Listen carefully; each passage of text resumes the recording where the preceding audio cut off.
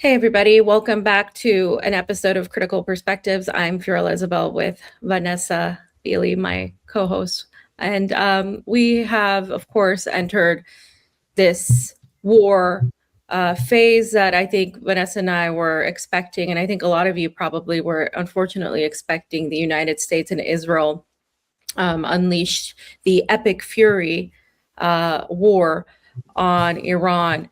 And this war was, of course, started by the United States and Israel striking Iran in the early morning hours. And this I mean, we're only on day 4, I believe, and for us, it's so much happens um, every single day, and I think both of us have not been sleeping quite so much, trying to really keep up. And Vanessa, of course, is in the region, is in Lebanon, and obviously things there. We're going to be hearing how things are over there, because this is not just about Iran or West Asia. Even this is, I think I've said it before on other shows. For me, this is a battle between good and evil, essentially. I think we're talking about the Epstein Empire, the Epstein class, killing children and bombing them abroad and abusing them in the United States and in other places. I mean, this is an international pedophilic ring. And that represents so much of the evil that I think is out in the world. And I think for a lot of us who have been following this, it's could be constructed. It could be seemed like a lot of people are reacting to this as like some sort of show. But I have to always remind people this is reality. These are people's lives. It's not just like, you're going to cheer for your team and that, and tell people to do this or that. This isn't a TV show. This is people's realities. And I always want to remind people of that, because sometimes in this we do get lost. But the entire world right now, I suspect it, in a large silent majority, are very much hoping and very much on Iran's side because of the Israeli Zionist regime's reputation and how they've conducted themselves with the genocide in Gaza, with constant bombings. To see Iran fight back, it's become sort of a fight that I think a lot of people have said, wow, this is what was needed. Positively, Iran has responded with a coalition, as well as Hezbollah and Nasrallah, of resistance actions against the Epstein Empire. And I think it is important to actually refer to them as that, because they are this predator class that is has just been totally destructive. So when this all happened, there was a lot of fear and a lot of speculation as to what Israel would do and how Israel would respond. And with the United States admitting they were like immediately admitting that they were part of the conflict, it really signaled a shift to where before there would have been some denial, there would have been some more covert action. This was a very, very upfront declaration of war towards Iran. And Donald Trump came in and did a 8-minute speech. And in that 8-minute speech, I'd like to talk to you about that too, Vanessa. It was one of the most warmongering speeches I've ever heard in my lifetime. It made George Bush look like a child. It was absolutely just awful. And the thing is, I think people are buying it less now. So thank you for coming on with us on this journey. Let's get to it. Vanessa, you were in Lebanon, you are in Lebanon, and you've been seeing what's happening. How did all of this that started, how were you looking at it as it started and as what's developing now? Well, I think, thank you for a great introduction. And yeah, as I call it now, the United States of Epstein, the USE, or Rothschild, really, I guess we should be calling it, as they are the originators of every evil entity on this earth right now, including, of course, Israel itself. And I think I mean, I remember, I think many of us were slightly taken by surprise. I remember waking up and having a look at Telegram and seeing these images of explosions in Tehran and like, what? We had all been expecting the war to kick off, but and there certainly had been signs, not least of all that it was the Purim festival coming up for the Jewish faith. The Olympics were finished.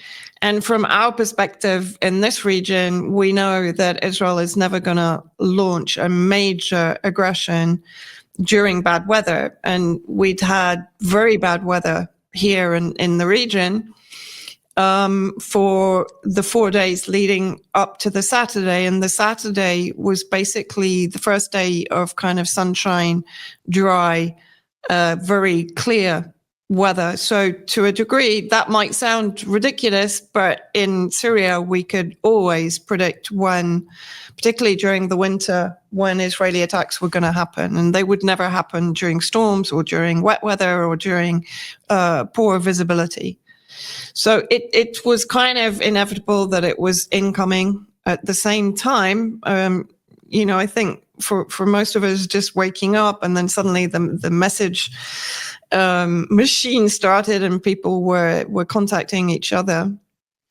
And then, of course, we had a very similar situation to when Said Hassan Nasrallah, the commander of the Hezbollah and resistance forces here, was assassinated. And for a period of time, people were, I guess, living in a state of suspended animation, not wanting to believe it.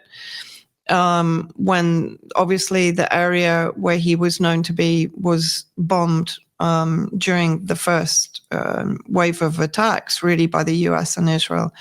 And for some time, it's been clear that, of course, that is their target, to remove what they consider to be the head of the ruling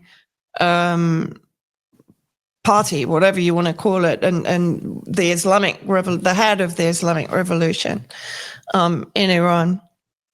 And then, of course, it was announced finally that, yes, he had been martyred along with multiple members of his family, including his granddaughter. His wife died from her wounds, I think, 2 days afterwards.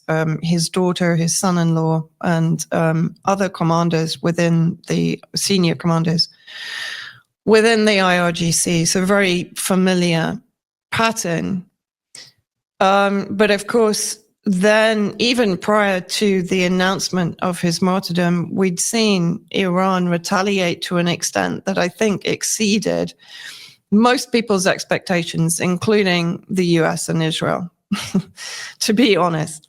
It was very organized. They followed a campaign of effectively blinding the US by targeting the early warning radars, the major detection radars in the Gulf states, which of course are, if you like, the next front line from Iran, which would enable them to effectively use some of their more sophisticated missiles without such a fear of detection at that stage. So that was clearly a strategy, and we've seen some of the hypersonic missiles coming in, which travel at around 11,000 miles per hour. It's impossible to shoot them down with standard air defense. I'm not a military expert, caveat, but I actually don't think it's possible to really shoot them down, to be honest. But I mean, we'll get on to all of that perhaps later. The kind of comparison between the Iranian missile capability and the overall capability for the US and Israel to maintain stocks of their interceptor missiles, whether it's the Arrow missiles or the missiles for the interceptors for the THAAD defense system, or for the Patriot defense systems. And we're seeing a lot of missiles get through. We're seeing a lot of failed interception. And we know that in the 12-day war, that was one of the main reasons that literally Trump and Israel were saying, okay, we need a ceasefire, because they were running out of interception missiles. And we're seeing now, even at this stage, and we're only, 4 days into this war, we're still seeing multiple Iranian missiles hitting their targets. So then we basically get to Hezbollah, and Hezbollah has really been totally honoring the ceasefire that came into effect between Lebanon and Israel in November 2024. So what is that? That's around 15 months. Right, that they have not retaliated at all, and in the meantime, Israel has on a multiple times every day been carrying out drone assassinations, bombing attacks on schools and civilian areas, not only in the south but in the north and the east of Lebanon on the border with Syria. And also encroaching on Lebanese territory. They've refused to withdraw from 5 of the highest points in the south, from where they are, of course, launching surveillance equipment, and also firing on Lebanese civilians when they try to go back to their homes on the border with Israel. And so eventually, despite the fact that Hezbollah has been trying to honor the fact that it is a non-state actor, it is responsible to a degree if it provokes Israel for the potential bombing of infrastructure in all of Lebanon, not only in the south where Hezbollah is dominant, let's say. And so they've been honoring the political tract of negotiations, but of course they've come to nothing. And so after the assassination of Imam Ali, who at the end of the day is, I think, the second most important spiritual leader in the Shia faith globally, and you're talking, 260 million globally, Shia Muslims across the world, not only in this region. They decided they were going to retaliate, but not only because of that, but also because of this 15 months that they've suffered endless, absolute violation of the ceasefire. And also the spraying of their agricultural lands with glyphosate. Israel's doing the same in southern Syria, where they're also now encroaching onto Syrian territory since the fall of Damascus.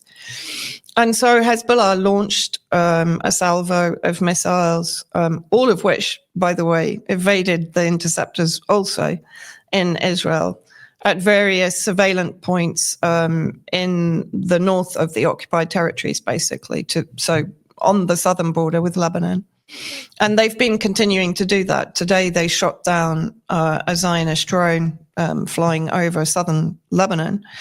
But now we have a situation where the government, which of course is effectively very much, although it's a coalition government, the majority are aligned with Israel, Washington, and Saudi Arabia from a funding perspective, have basically said they've put forward a motion to ban any military action by Hezbollah, to outlaw it, basically. And so today we had a situation where the Lebanese army, which had basically been establishing military posts on the border, they had already come under drone fire from Israel, because apparently they'd set up a post on Lebanese territory which wasn't coordinated with Israel. Yeah, you can figure that one out. Basically, we're sent a written command by the president of Lebanon, President Aoun, to withdraw from those posts to a position much deeper inside southern Lebanon, to the north, in fact, Nabatea, which is much further in. And what happened, the Israelis then attempted a ground invasion in the south. They entered a village called Khayyam, where they were met with a Hezbollah ambush. And as far as I know, that's still ongoing. They haven't been able to take the village. But this is the situation we're in here. As someone said today on X, a Lebanese account, he said, this is just, our state is suiciding our country, because you have a situation now where they're outlawing any military defense by Hezbollah against daily incursions and daily assassinations. And they're also saying to the Lebanese army, which of course is sponsored by the US effectively, but sponsored to a level where it can do nothing to defend the country. It has nothing but Kalashnikovs. It has no equipment to be able to fight the Israeli forces anyway. But probably around 40 to 50% of their army is Shia Muslim. So they're putting the country in a state where they're saying to the army, Hezbollah is now outlawed, their military action is outlawed, and you're responsible for curating that. You're going to end up with mutiny in the army, because many families, one brother will be in Hezbollah and the other brother will be in the army. So half of the army, in all likelihood, is going to say, stuff this, I'm defending my country and I'm going to go and join Hezbollah. And Hezbollah is saying, no, we've had enough. The state is not taking care of us. It's not preventing these daily assassinations and killings of our people. The bombing of Dahe, which woke us all up the other night, which was another assassination of the head of the political wing of Hezbollah. So again, this is complete kind of, you can see the tactics here. They're trying to reduce the power of the political wing while outlawing the military wing. So they're effectively saying the country has no right to defend itself and we can do whatever we want. And you also then have the threat of Jolani's Takfiri fighters invading potentially in the east. We can talk about this. I think it's slightly unlikely, but what they might do is create a front line on the eastern border with artillery and drones. I'm not sure about the invasion side of it, because they would be, to a degree, entering a trap. So, that's the situation here in Lebanon. So quickly, I just have a question. Like, it seems to me, from my perspective, that they're operating from the Lebanese government is operating from a place of fear and of just being captured by Washington and Israel's control. Is there a possibility that could turn around when you're talking about the vast majority of them being Shia, and seeing what is happening and how Iran's responding? I'm just talking about psychologically, maybe just looking at that, because it doesn't make any sense. You're absolutely right to put countrymen against countrymen and Shia Muslim against Shia Muslim when what Israel's doing. The ultimate goal is to completely control every single territory, every single piece of Lebanon, and they're seeing what's happened in Palestine. How do you not take this momentum, this opportunity to actually organize and turn against this? I would say, just a weak government that is basically captured. Like, how is this not an opportunity then to do that? Is there any possibility of that happening? Yeah, I mean, that's a really good question. I think there is a very high possibility, because the forces within Lebanon that are, let's say, opposed to Hezbollah and opposed to the resistance, and to a large degree pro-US, pro-Israel, are the Lebanese forces, the Phalange, the Walid Jumblat, the Druze leader who was also instrumental in the destabilization of Syria through his loyal Druze communities. But really, they're not a fighting force. They can't challenge Hezbollah militarily. That is for certain. The only threat to Lebanon would be from, besides Israel, would be from the Takfiri forces, both inside to a degree and from inside Syria. But that would also swing the Lebanese public in favor of resistance, because while they hate Hezbollah, They hate Syria and they hate the Takfiris even more.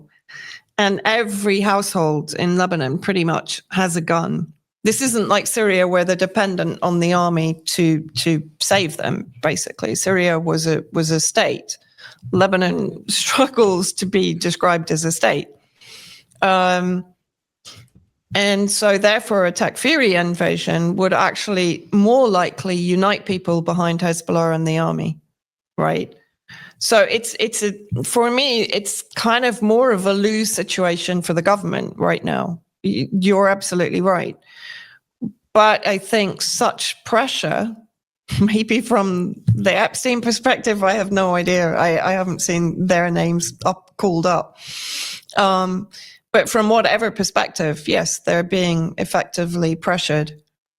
And you have to remember that the US embassy here is probably the second biggest in the region after Iraq. It's vast. It's a military complex.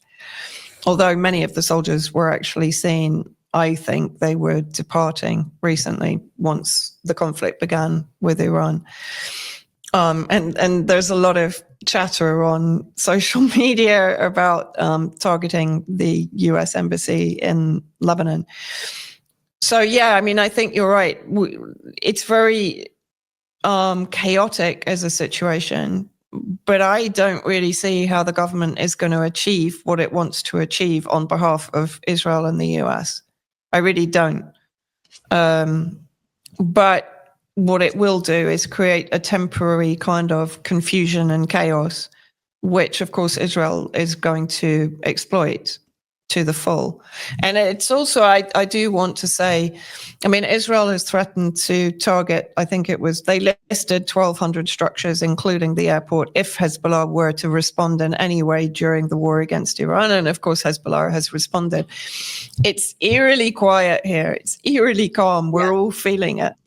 And it's like, we know something big is coming, you know, but we don't know from which direction. Is it going to come from the sea? Is it going to come from the land? Is it going to come from the sea, the land, the air? We don't know, but there's a feeling of something coming, and that is being spoken about across the board, even among ambassadors here that are making arrangements, because they just feel that Lebanon they're going to take the opportunity, in their view, to kind of end the resistance in Lebanon and to take the territory south and even north. I think they want to go further than the Litani River up to Beirut itself, which of course they had previously already tried to do. Well, that would be the plan, right? From the end of the U.S.-Israeli contingent, that would be the plan, is to be able to attack Iran also, and attack the entire resistance axis via trying to get rid of Hezbollah. But we know Hezbollah is not an easy. They're not going to back down easily, and that's a reality. I don't even consider that they would, but that does scare me, because I've been hearing from the U.S. end, because I also get, like, it's interesting, I get a lot of the West perspective from West Asia, but I also get a lot of the perspective from the United States. And in the United States, what seems to be happening is you get the sense that the Trump administration is keeping a lot of information from people, and they are diminishing their losses militarily. They're diminishing their losses as far as the soldiers. They're completely keeping people in the dark about that. I think it was just yesterday that ABC finally admitted, for example, that there were millions of people throughout the world mourning the Imam Ali Khamenei, and they were finally admitting to the news that we have been talking about for a long time. They also have started talking about how, oh yes, you mentioned earlier, the stockpiles are depleted, and actually Marco Rubio went out and talked about, yes, Iran is very fast at making these weapons, and we're not. Like, he was just flat out saying that. And a lot of people are like, oh, you know, even Rubio was scared. Trump's scared. Trump went out and posted something about how it's very difficult. This isn't easy. And so I do think that revelation of this weakness is going to have something else behind it. It's, I think, psychologically an attempt to let others put their guard down. And it's also an attempt to simultaneously an attempt to kind of show the public that they're being honest and that they're not hiding from them. But they haven't given the correct numbers, the 500 plus injured or dead US soldiers. They've already made a call to mobilize more forces into the military. Yeah. And people are not liking that. Now, once the gas prices go up, that's when you're going to see Americans actually care about anything, because right now it still kind of looks like a faraway war. But I think my whole point in saying this is I agree that there is something being planned, and the just nefarious and manipulative way the information is being given to the American public. It's almost like they're testing the grounds. We also had that very strange and very dumb terrorist attack by a man from Senegal who was wearing a Prophet of Allah sweatshirt, who also happened to have pictures of the imam and the RGC in his car, and just so happened to happen like literally as this war is beginning. Yeah, that was just weird. That was weird.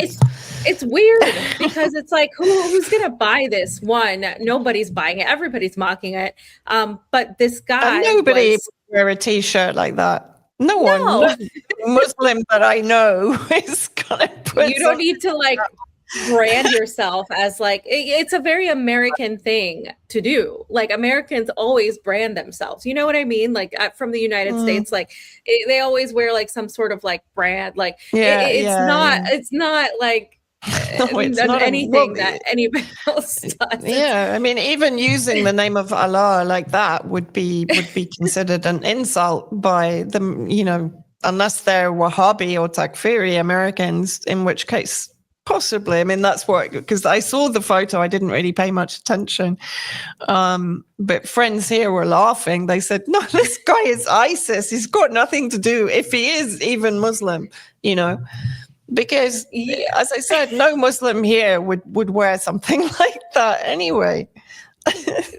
No, not at all. And so I'm wondering, like, okay, like, did they just, are they lazy? Did they not try anymore? Is this just, I don't believe in coincidence in like times like these. So it was just very odd. I don't know what to make of it, but people did die, and there was like, a shootout. It's not like it, but it's almost like we're not going to go down this rabbit hole today, but there are people that are of the choosing to try to like create, they choose certain people, psychologically provoke them, psychologically do things, and then these people go out and it's very MK Ultra. It's very like it's just weird. But like the American public, I will say this, like as bad as the rep is and as bad as they have been and as propaganda as they are, the Epstein stuff is really hitting home. They're finally making the connection between the people behind Epstein to the people behind this war. And it couldn't be more clear when you have a lot of the attacks on, for example, the UAE and the Saudis, the connection between the royal family in the UAE to Epstein, how Epstein responded to the prince. So I love the torture video. I mean, this is all out there for people to see. And there was kind of a satisfaction from a lot of people in the United States seeing people in Abu Dhabi, which is considered like from the perspective of anybody with a conscience in the United States, not just a fake place, but like the place where there's just a bunch of dumb influencers that go there and get paid to just take selfies, and it's just luxury everywhere, and it's just really like disgusting and gross and like very plastic, very fake. And so everybody was like, oh my God, this is so great. They're like, running away, go Iran. Like it was just, it's kind of like, finally you're going after the people that somebody needed to do something about. And I didn't see that as much before. Like I saw it during the 12-day war, but the way Iran's responded has unleashed a wave of support that I don't even think the United States expected. And certainly the United States did not expect Iran to come together more and more passionately and ardently after they assassinated the imam, because they thought, and this is how dumb they are. I think Donald Trump thought that, we're going to kill off the top brass, and the population's going to go outside and take over the government. Like they thought that it was going to be somewhat easier than what it's been. And I do think there is a genuine worry about how this is happening, that this is not happening so easily for them, because there was Trump supposedly reaching out and wanting to have a conversation, and Iran has rejected these advances. And I think we're going to probably get into this soon, but I think there is a strong possibility for me, almost certainly, that that Russia and China are being used to convince Iran to step back, to try to find some sort of diplomatic solution. And for me, this diplomatic push is actually not beneficial to Iran. And from what I'm seeing, I think Russia benefits very much, to a degree for now, from the closing or the limitations of the Strait of Hormuz. And we are seeing that too, with Europe apparently asking Ukraine to give Russian energy supplies. It's just kind of like done a 180. And so and the price will go up. The price will spike also, obviously, because when there's a shortage, the price goes up. And so if Russia becomes a more important supplier, then of course they're going to benefit short term. For sure. Absolutely. This is, but also, I mean, Trump has just had a phone call with Xi Jinping, Yep. sorry.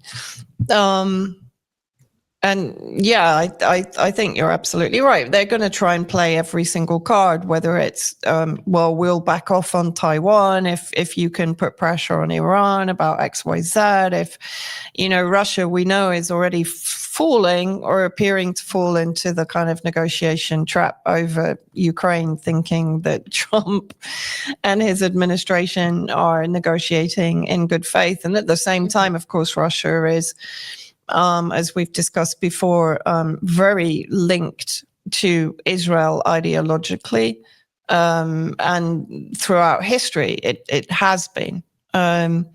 And so, yeah, I think there's a very strong chance. And you and I were discussing the other day, I mean, it's kind of a minor point, but it did make me think about it, as when I've been talking to Iranian analyst Ehsan Safanejad about, the relationship between Iran, Russia, China, and how Iran has definitely had a policy of maintaining strategic independence to a huge degree, which I think it was absolutely right to do militarily.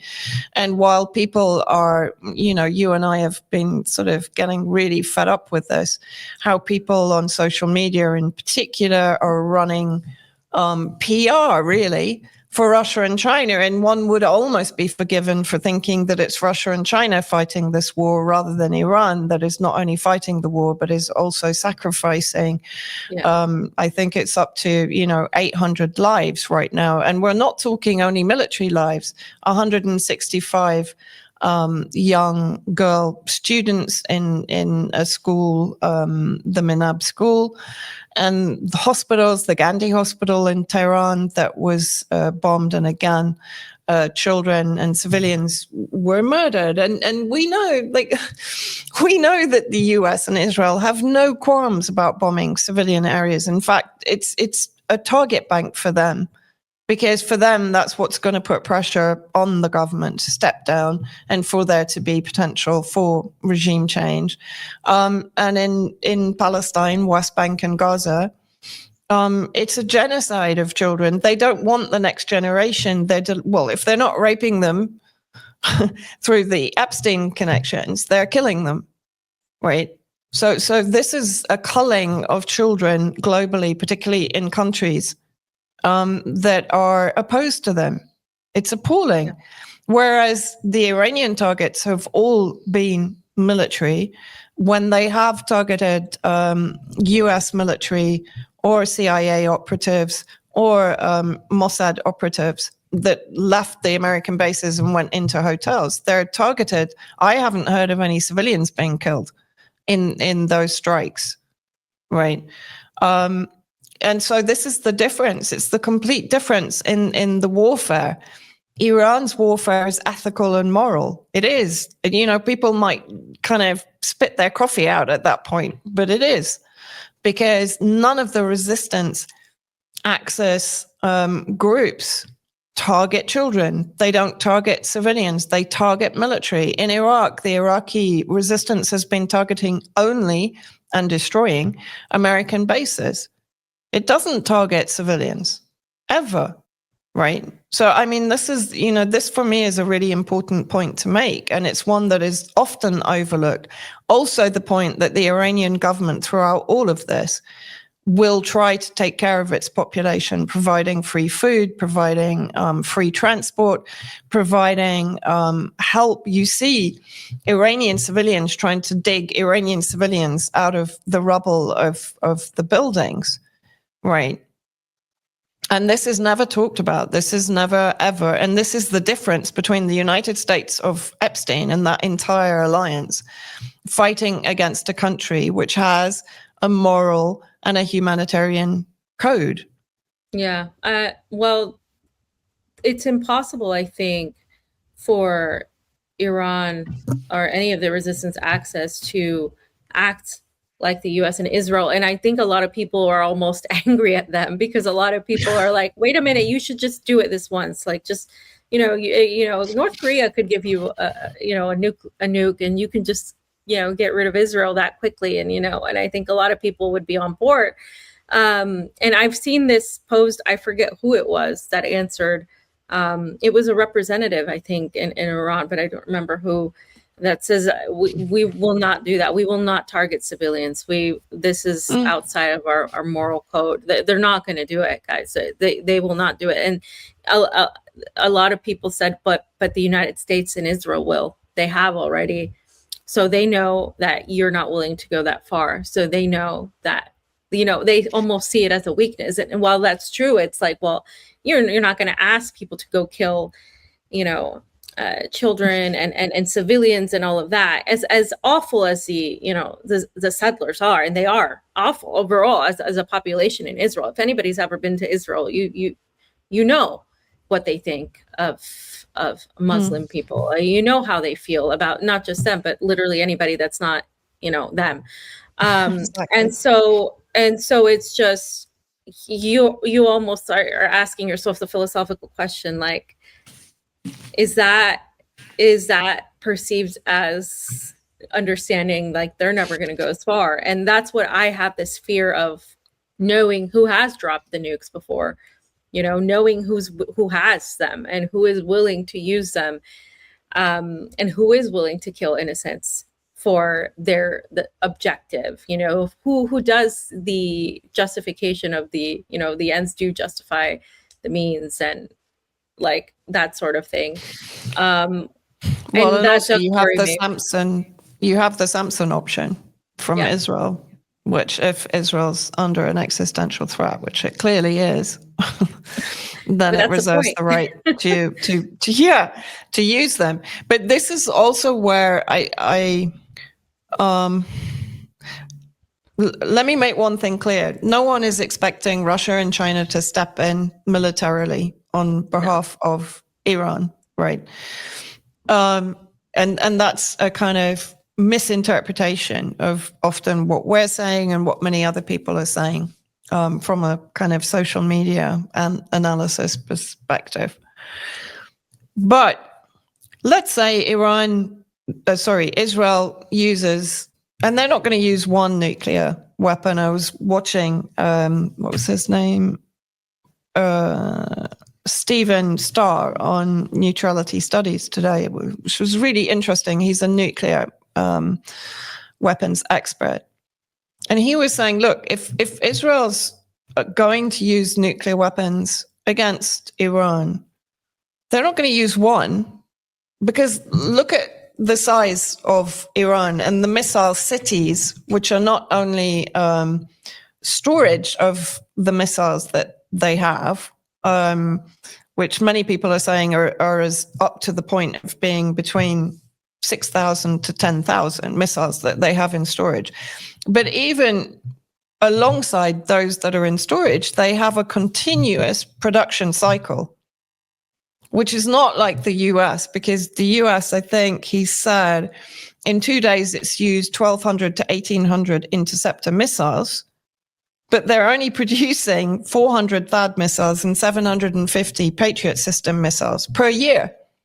And there are now articles in Wall Street Journal and so on saying that, they're going to have to bring this war to an end pretty soon, because they are literally going to run out of interceptor missiles. And I agree with your point that perhaps this is to lull Iran into a false sense of security, but the figures are correct. And we know that the 12-day war was ended because Israel was beginning to fail to intercept the more serious missiles that Iran was using towards the end of the 12 days. And when you take that into consideration, the missile cities are dispersed across Iran, which is a vast landmass, mountainous granite landmass, right? And these missile cities can only be destroyed by nuclear bombs. Nothing else is gonna touch them. No Tomahawk missile is going to do any damage. It might just damage the entrance, but it's not going to reach the underground cities.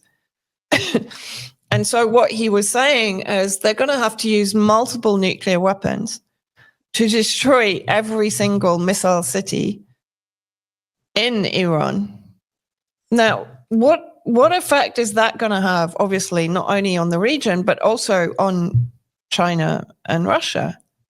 So where I feel I don't understand what's going on, while Russia is negotiating with the US, Jared Kushner and Steve Witkoff, who are entirely embedded in the Zionist agenda, and even China, that knows that ultimately perhaps there will be, if not a kinetic conflict, which I highly doubt, there will be an economic standoff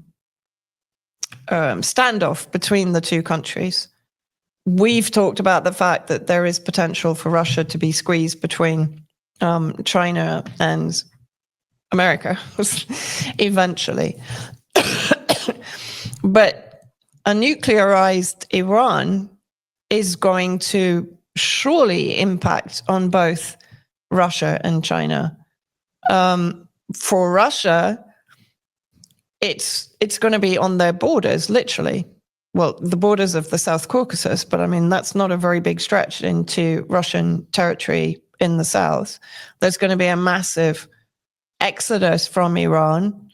The potential for the proliferation of weapons on the border with Russia. And for China, it doesn't make any sense for me that they're not doing more to pressurize. They have enormous relations with Israel and with the Gulf states. Why aren't they doing more to pressure those states, right, to kick the Americans out, for example? I'm just thinking out loud now. But it's almost to me as if they're so focused from China's perception from non-interventionism, okay, fine, helping to a degree. I'm not negating the fact that both countries are to some degree assisting Iran. None of us ever negate that, but of course we're accused of doing that, etc. But it's not to the degree that people are exaggerating it on social media. Yeah. I struggle to understand how they don't see the potential for that and how it's going to impact them. And even if multiple nuclear weapons are used in Iran, then the Gulf states are screwed. The whole of the Middle East region is going to be messed up. Do you know what I mean? Where will the rare earth minerals be then? It's not making any sense to me. It really isn't. And while people are saying, well, China and Russia are not having their vessels stopped in the Hormuz Strait. Well, yes, potentially. But what happens if eventually Iran has to put mines in the Hormuz Strait? Then they're going to be stopped. And while China is only taking, let's say, I think it's taking around 20% of its oil imports, but combine that then with Venezuela, which neither Russia or China really did a great deal to prevent happening, and they all blamed it on some internal betrayal inside Venezuela, just as they did in Syria, which we know to not be true to a large degree. That's 20% that they've been buying, 25%. So quarter of their oil imports that they've been buying at a heavily discounted price because both Venezuela and Iran are sanctioned. And Iran sells, I think it's something between 80 to 90% of its oil production to China. So I'm quite sure they're getting a massive discount on that. So that again has to impact, right, on China's economy. Even though it's a relatively small percentage, it still has to impact. And then if eventually the Hormuz Strait is shut down by mines, which Iran has talked about previously, then no ships are going to go through the Hormuz Strait. So I'm just not, I'm really not quite understanding why China and Russia, one, have allowed it to get to this point and haven't previously boycotted and economically quarantined Israel and the Gulf states, the Zionist bloc, which perhaps would have prevented the world reaching this point of a global war spilling into all the countries where you have large communities or large populations of Shia Muslims. I'm looking at it like from the perspective that they think there's an arrogance to it. And I've seen it from a lot of like the Chinese commentators or whatever. I don't even know if they are, they could be Western, whatever, but like, the ones doing a lot of the pro-China propaganda stuff. And I call it propaganda because it's excessive. Like it exaggerates. It's not rooted in reality. It's like, oh, China did this. Look what China did. It's like Iran did this. Like, what are you talking about? Like, again, like Vanessa said, we're not negating like there has been some cooperation and help. But yesterday, I think I schooled some people because they were like, well, Russia and Iran did the strategic military partnership. I'm like, yeah, but there's no defense pact. So there isn't any like necessity to. Well, and Iran didn't want the defense pact. Exactly. Because Russia wanted them to go and fight in Ukraine. And it's a known fact that Russia is dependent on Iranian drones. So it works both ways. Yeah. Right. Yeah. And what is annoying is these people literally eradicate Iranian agency and Iranian capability in the narratives that they're putting out. And that's what gets me riled up. Mm-hmm. And I know it does you as well. Yeah, no, it's I was fighting yesterday. I was actually being quite diplomatic about it, but I was saying like, this is for me, I guess.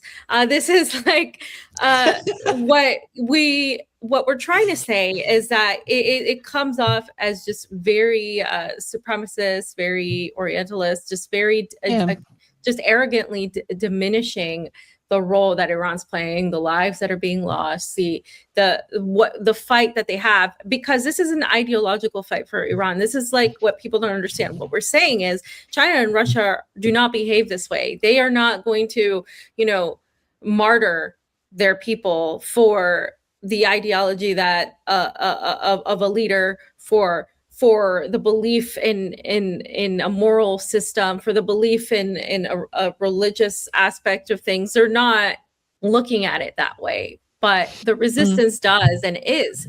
And that is actually in direct conflict with the very much capitalist and almost like ambitious nature of both Russia and China, but actually I would say especially China, because a lot of people think that because China has the Chinese Communist Party, that somehow means that they're, ideological and fully like moving in that space. No, they're fully moving in the space of attaining capital, of racing towards the rare earth minerals, or the minerals in general. Like they're trying to attain as much of it as possible. This is why they're moving into Latin America. We've discussed that. This is why they're trying to make these connections, and the Belt and Road Initiative, all of that. Yes, it benefits their population, but it also benefits in the long run, like their status on the geopolitical chessboard. It benefits them.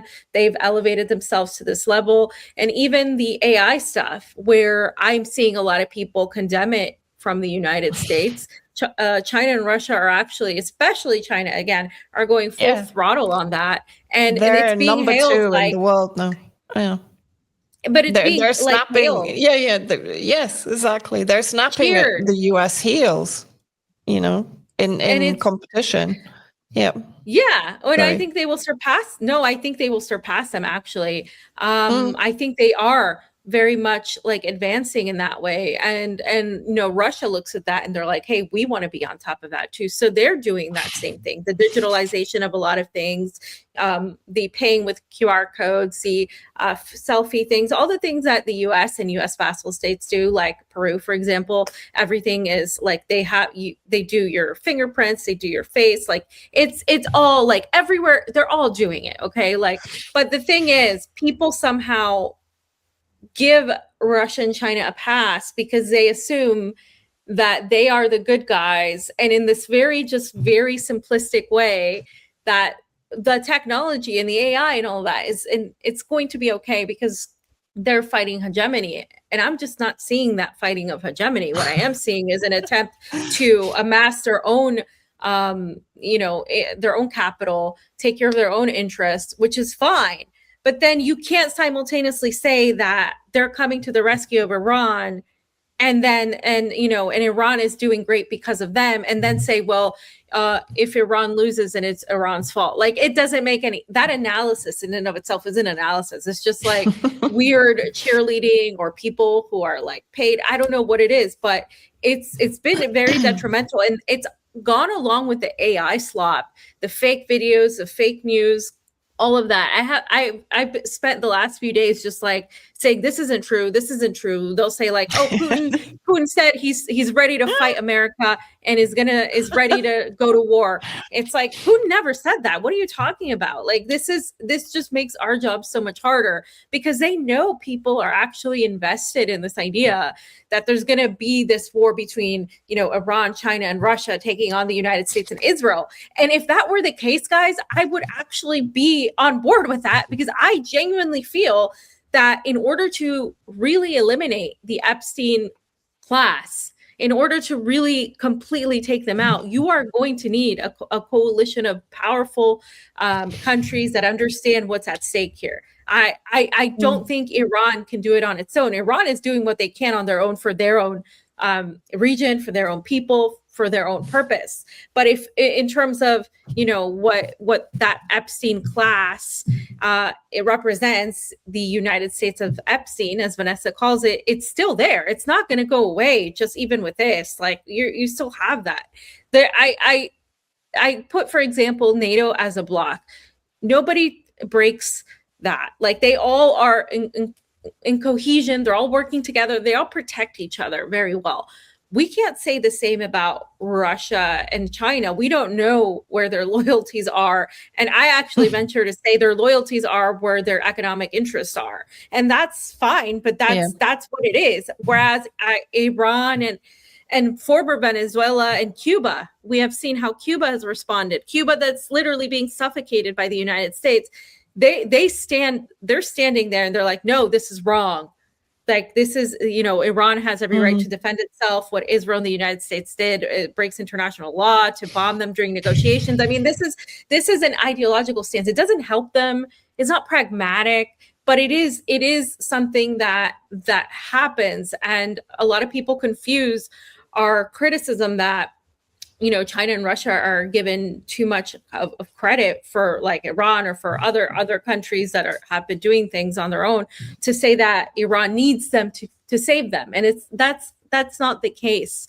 But what we do need is for people to get it clear as to how China and Russia are operating. Perhaps they may be offered deals, like we said earlier.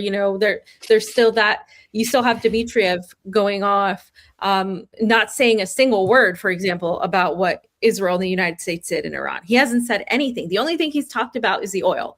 And that tells you where the Kremlin is getting, like, the direction the Kremlin's going. That's not to say that there isn't plenty of criticism coming from other parts of Russia, from other political members. Even Lavrov has criticized Israel far more than we've seen Putin or anybody else. And there was a recent video of Putin, by the way, that circled back that I shared a long time ago. And it was Putin talking about, being asked about, why Russia doesn't just break it off with Israel. And Putin was basically like, because 1.3 million Russians live in Israel. And, we're going to, it basically telling you that's never going to happen. So when people say, yeah, Russia's going to join Iran, and they're going to, that's not rooted in any sort of reality. I agree. Can I just switch a little bit? I want to get your opinion on this insanity where I think there's 110 complainants in every branch of the US military to the Military Religious Freedom Foundation about commanders within all these multiple branches pushing the Armageddon line, which we know derives from Pete Hegseth and the entire Trump administration. And actually, it was kind of interesting. I was talking to, I'm going to forget his name again. He's an author of a book called The Dark Crusade, which is the history of Christian Zionism, particularly in the US. And I was actually asking him, I said, to what degree has Christian Zionism infiltrated the military? And he said, it's way more than you would think, across all levels from command down. I was like, oh, it just gets everywhere. It's literally like a disease. And but the fact that there's been 110 complaints, and I am going to quote apparently what was said by this one combat unit commander to a bunch of non-commissioned officers, and he said, Trump is anointed by Jesus to light the signal fire in Iran, to cause Armageddon and mark his return to earth. Now, we're kind of laughing. I'm laughing when I'm saying this. But the fact is, it's just like Netanyahu and these fanatical Zionists. They literally believe in this. This is what is ideologically driving them to slaughter anyone that stands in their path, to bring the world. And my fear is what they've created by killing Imam Ali, and I'm sure this is deliberate, is literally a global war, an interfaith global war. We're heading back into the very early beginnings of Islam and the Battle of Karbala between what then became the Shia Muslims against the more extremist Sunni Muslims, which are represented, of course, by the Gulf states, by Syria now is getting flooded with Western-backed ISIS factions.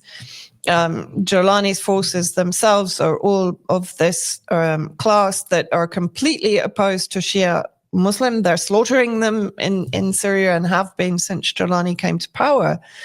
And so we're facing now like literally a biblically sanctioned war, which of course Israel has always couched its slaughter of Palestinians, its genocidal policies, as being this kind of biblical war to defend Jews. And of course, what is the actual operation against Iran called? The Shield of the Jews. So for me, it's very clear. Even the calling of the naming of the AI that was used to literally genocide Palestinians in Gaza, the gospel,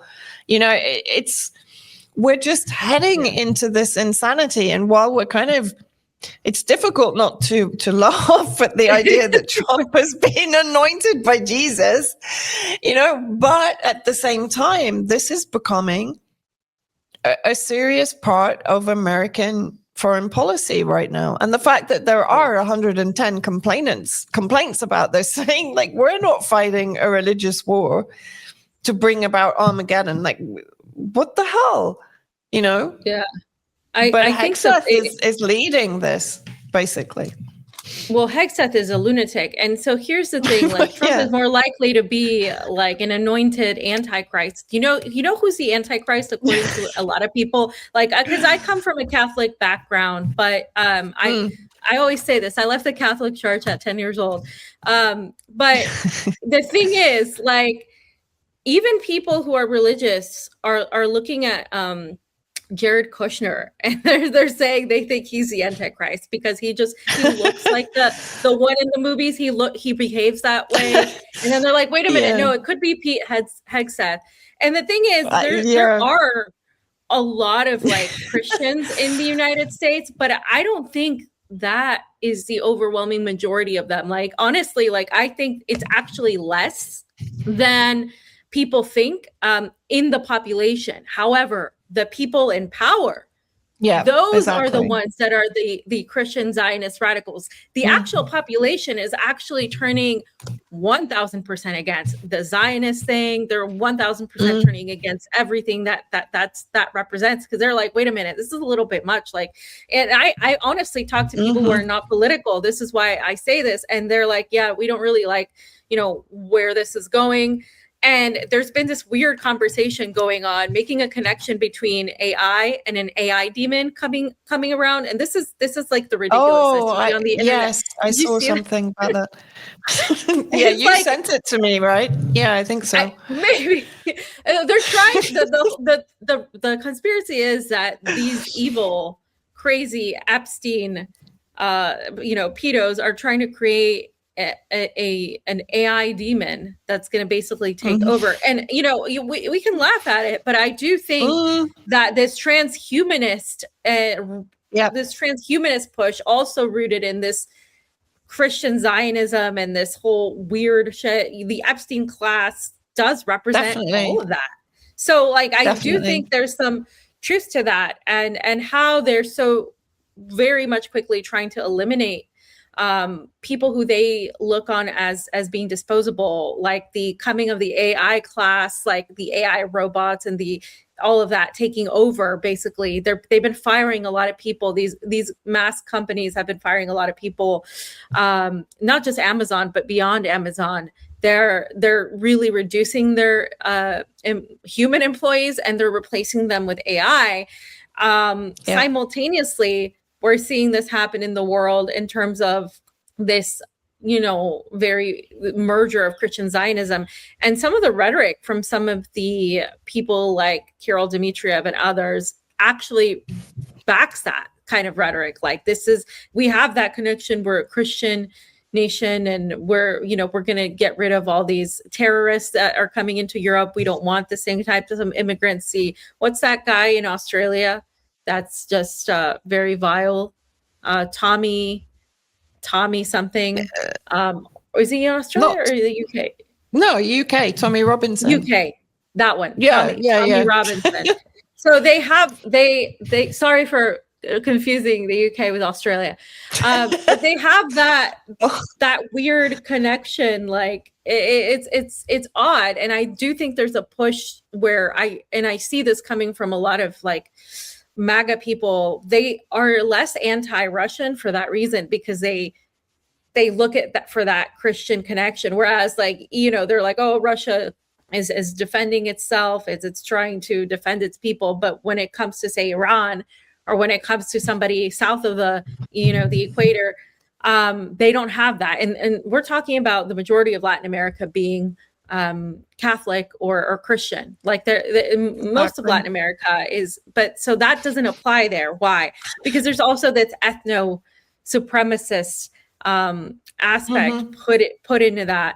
But what I will say about the military is there are people in the military that are not in favor of what's happening, because I do have family in the military, and also younger people are more aware of what's going on, and they're not necessarily fans of Trump.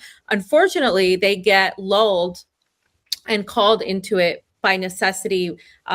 Student loan forgiveness, you get pretty much a very, very easy access to buying your own house, which is becoming impossible in the United States. You get discounts on buying anything, a car or any of that. You get a good salary in the military for the United States. And for the people that are trying to get like citizenship in the United States, you automatically get it when you participate in the US military. So that they kind of recruit people that way. But you have always had the rumors that if you can get the US military, somebody in the high rankings of the military, to sort of turn against what the government is demanding, that's when you will see some sort of change. And I do think that is becoming more and more possible, especially with a lot of the military not backing it. We've seen the incident. I don't know if it was that significant, but the incident on the ship, right, where the Gerald Ford, yes, there was the shit incident, like the toilets, and so it's I do think that there is like a resistance actually built towards that. And again, Trump did fail to bring about the Epstein files in the clear way. Even now, he's being he is in it. And we're also seeing Hillary Clinton and Bill Clinton testify before Congress and deny everything and get angry that they're being asked. And you're seeing all of this happen, and people are like, what is going on with our government? Like, they're not, they're questioning things more, and they're understanding that things are being kept from them. And I go back to 2003, because I was a kid. I mean, I didn't know anything back then, but I do remember living in a largely conservative state in the United States. It's called Missouri. And it was primarily pro George W. Bush, and people had really fought to elect him. And I remember when 9/11 was just, people were crying. It was devastating. People were ready to go to war the next day. I mean, it was just very jingoistic, very, very much manipulated. And there was so much hatred against anybody that was like Arab or Indian or anything like that. And all the kids got completely bullied in school when they were who looked like that. And they were, and then we got to 2003, and I remember people just being so just completely kind of like hypnotized by it. And there was an anti-war movement back then. There were people protesting the Iraq war, but it was almost like it didn't matter. Like that did nothing. The same language was used. We have to get them before they get them over there before they get us over here. Trump used those words in his speech. It was like an 8-minute speech when he talked about the United States attacking Iran with Israel. He used those words. He then said that the American people are in danger of being attacked by the terrorists in Iran, and that dictatorship has to end, and that the terrorists were going to send nuclear weapons to the world, but also to possibly to the American public. He was fear-mongering, using the same exact tactics, the same exact strategy. And then at the very end, he was saying how when the United States finished the Iranian regime, as he called it, that he hoped that people of Iran would go to the streets and take over their government, and just completely inciting a full-on regime change, like things that nobody could do against the United States, not even their own people. And exactly. I have never witnessed that level of just flat out, straight up warmongering. Obama was very covert about it, eloquent and talking about all this stuff. And then you had Bush, who was more tepid about it. He would say it, but he didn't say it with this conviction. Trump is like a performer, so he's like performing, yelling, and it's not been well received, in my opinion. The majority of people are like, what the hell is going on? So there has been a shift. And I do think that the complaints and all of that kind of signal to that, like that this is not as easy as it was before. And I think also, because I watched, I think it was yesterday, Pete Hegseth's speech. That one. And which was just awful. And I mean, I actually put it on my Telegram. He said, we've only lost, and he did the whole God bless them thing, but 4 soldiers. And I'm thinking, that's not even possible. Even the most conservative estimates are way more than that. And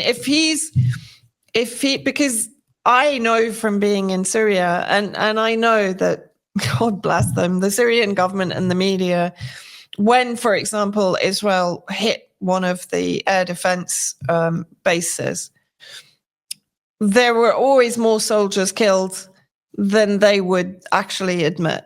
And I know from being in Syria at that time, when you actually saw the missiles coming in and you knew the number you knew that it was way more than what they were actually. I understand in a war scenario, you're going to downplay the numbers of losses on your side. This always happens, right? But what it used to do, people used to get angry because what it meant was that their son, their daughter, their father, their husband were not being honored for giving their life for the country. And I'm quite sure that Americans, who have become very used to a degree of invincibility, because America, since Iraq, has been using largely proxy forces, whether it's Al-Qaeda or ISIS, it doesn't matter, rather than American boots on the ground that are going to be at risk. But now suddenly we're facing the loss of American lives again.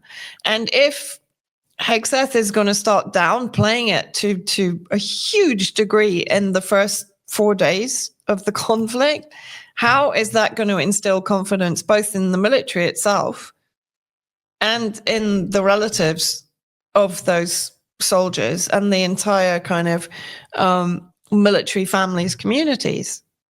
Right, which we know to be very closed and very close-knit, they're all going to start talking to each other. You can't do that. You can't dishonor the deaths of your servicemen in the war that you've forced them to fight, that they probably, most of them don't even really understand why they're fighting it, to be honest. So I think you're right. I think the potential, and for me, in any of this, it's like here in Lebanon. If the government turns the military against them, 50% of the military against them, what are they going to do? It's almost impossible to deal with that. And if the numbers, we're only in the first 4 days, but say this goes on a lot longer and suddenly they realize they don't have the missiles to respond, they don't have the stocks of the interceptors, more and more of their radars are getting destroyed. They're being blinded. I mean, the very fact that Iranian missiles are passing over Gulf states without being brought down is indicative of the fact that the US forces there have been effectively blinded. They're not able to see. They don't have the early warning that they need, and they don't have the detection that they need. The fact that Iranian jets have been seen bombing in the Gulf states, flying in the skies over Tehran, and attacking the various Kurdish separatist forces that we talked about last time, in Iraqi Kurdistan means that Iran still has control of the air over Iran, which again is very unusual for the United States. What does it usually do? It imposes a no-fly zone, and it has control of the airspace over the country that it's targeting, right? And it hasn't achieved that. The opposite. Missiles are crossing the Middle East, even though they have control of Syria. Israel can operate out of Syria, and we know it has been. But still, they're not able to bring down those missiles. So this is 4 days. What if this goes on for 2 weeks, 3 weeks? And again, this brings me back to the very big possibility of the use of nuclear. Because if they realize this is going to be a quagmire of war, they're going to run out of the missiles that they need to be able to respond. The ships have already been attacked. The Abraham Lincoln already came under fire. We still don't know to what degree it was possibly damaged. But tankers are getting, severely damaged, if not sunk. And this is even before really Yemen and Ansarullah they've talked about shutting down the Red Sea, but as far as I know, they haven't launched any missiles yet. And the Aramco bombing has now been, they're now trying to say that was Israel bombing it as a false flag to bring Saudi Arabia into the war. Good luck with that. I mean, yes. Saudi Arabia, I don't even think they know how to fly the planes that they have. I mean, they were pretty useless in Yemen. But that just seems like nonsense to me. That just sounds like they're trying to cover up the fact that Aramco was hit potentially by Yemen. No one's actually taken credit for it yet. But the fact that they're running this story, no, it was a false flag by Israel. And of course, the other side of this, you've now got the Gulf states throwing their hands up in horror and saying, well, you only defend Israel. You're not defending us. Yep. Right. Well, what did you expect? So well, yeah, of course. I mean, everybody knew that was going to happen except the Gulf states. But, and then you've got the uprisings in those states from, particularly in Bahrain, but in all those states, you've got Shia Muslim and moderate Sunni Muslim communities that are fed up with the Wahhabi regimes in those countries, or the oppressive regimes like in the UAE, which uses AI in partnership with China and Israel to crack down on any dissidents in those countries. So you've got like a multiple fracturing on multiple levels of the Gulf states right now. And that's not serving to their benefit. I mean, as many deals and phone calls that the United States can have with the Gulf states, they're watching how they're being treated. And I don't think it's going to it's going to change their moral character overnight. But I think it does put things into question. Yeah. And I think more than anything, it puts into question for the opposition to those governments in those countries. Because while they might have kept quiet because they see the US is supplying them with weapons and blah, blah, blah, and Saudi Arabia give X trillion dollars to Trump and all the rest of it, and they might have kept quiet at that point. But when the government is so clearly being like shat on by the United States, then they're going to say, well, what's the point? Like they don't even have the relationship that they claim they have with Israel and the US. So why are we putting up with this? Because we're just going to get bombed as a result because our government isn't going to be able to defend us, right? So it has, as I said, multiple layers of impact on those countries, which perhaps the US literally hadn't thought about. I mean, they're not the brightest from a cultural perspective. They don't have the understanding that the British had for years because they colonized much of this region. But the British have a cultural history, which means that they do actually absorb what the culture is in order to infiltrate it, in order to control it, in order to colonize it. The US doesn't have that understanding. And of course, they're divorcing from the British anyway. I think Hegseth had such a dig at Starmer in that same speech. How, Israel is such a great ally, not like some others that are not giving us the support and so on, which is, clearly Keir Starmer as far as I can work out. Yeah. Anyway. Oh, God. Maybe we should leave it there because we could actually keep talking for hours because there's so much else. But I am curious about Turkey, though, and how Erdogan has come out in vocal support of Iran. This is the Erdogan thing to do. He always does this shit. Like, always. It's like, okay, come on. Come on. Yeah, but then he's just done the Black Sea deal with Trump. Yeah. Beforehand. Yeah. And also not forgetting India, the fact that Modi was in Israel, literally, what was it, on the Thursday, before the war kicked off on the Saturday.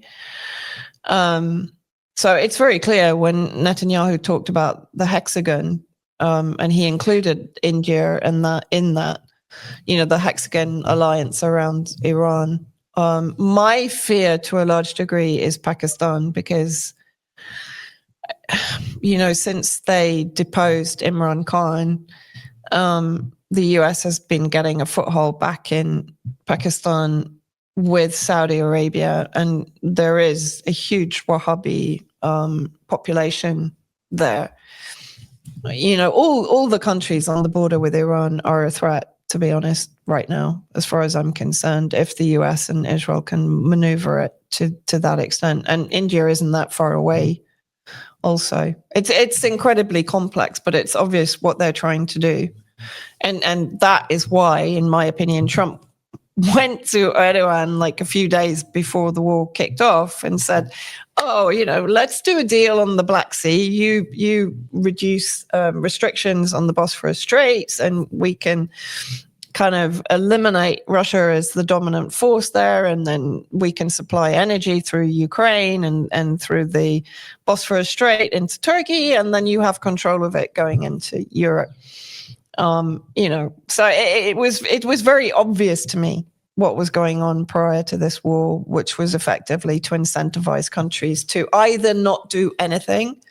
So while Turkey might be kind of saying the right thing, just as he did over Gaza, the reality is when he was talking or condemning Israel and their actions in Gaza, he was still supplying raw materials for weapons and oil, right? And, so I don't know, Turkey. That's Turkey. I think, and well, ultimately, I do think that Israel wants all of it, right? So Turkey would be the odd man out eventually. Yeah, eventually, and it has a big military. Yeah, and it's being very stupid because it should actually be moving towards Iran. It has been sort of putting a toe in the water, but not to any great extent. And and that is very much Erdogan policy. He'll try to balance everyone against each other in the interests of Turkey. But ultimately, you're right. Turkey is going to be in the crosshairs because they're being slowly isolated.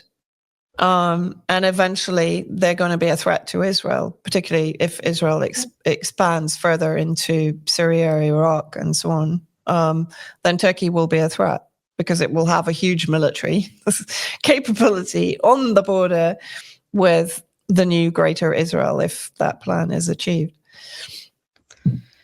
Which we hope is not.